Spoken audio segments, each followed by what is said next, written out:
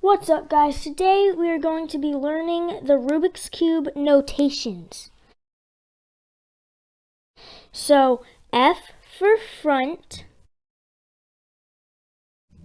F inverted, which is F apostrophe.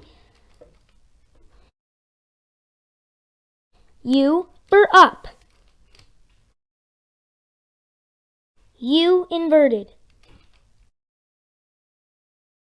R for right,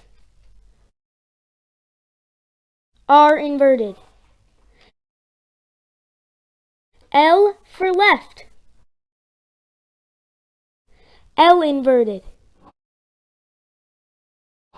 B for back,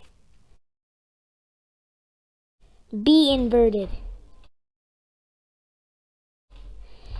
D for down,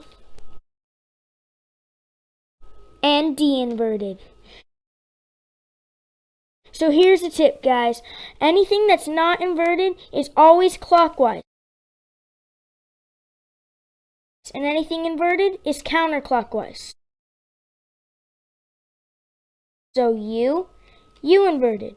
F inverted. R inverted. L inverted. And so on. So I hope this helped you guys, and thank you so much for watching.